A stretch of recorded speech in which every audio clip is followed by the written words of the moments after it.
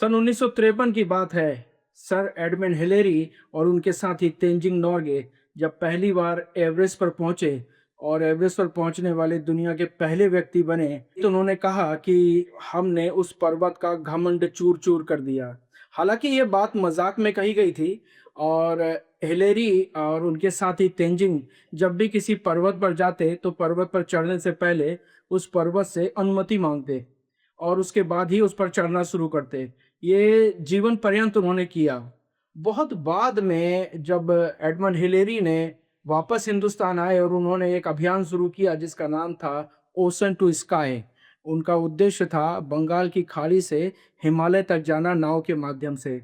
उनके पास 3 नावें थीं। उन्होंने चलना शुरू किया गंगा की उल्टी धारा में और चलते-चलते वे कुछ समय बाद हरिद्वार पहुंचे। और बस यहीं पर आकर हिलेरी एक बड़ी चूक कर गए। हरिद्वार पहुंचकर उन्होंने अनुमति नहीं मांगी। वे घमंड में चूर थे। वे भूल गए कि पहाड़ से अनुमति लेनी होती है।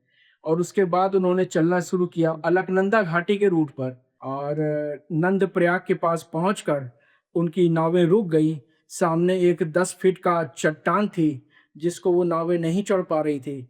इतने बड़े हिमालय के आगे वो चट्टान एक कंकड़ ही थी। लेकिन हिलेरी की नाव 3 दिन तक वे लोग कोशिश करते रहे लगातार कि इस नाव को उस चट्टान के पार कर दें, लेकिन वो संभव नहीं हो पाया। उनकी नावें नंदप्रयाग से आगे नहीं पहुंच पाई। ओशन टू स्काई अभियान फेल हो गया। ये कहानी हम सबको इसलिए भी जाननी चाहिए कि नदी और पहाड़ों को रोंदने पर आमादा लोग ये भूल जाते हैं कि नदी और पर्वत हमें अनुमति दे रहे हैं, तो उसे हम अपनी विजय ना समझें।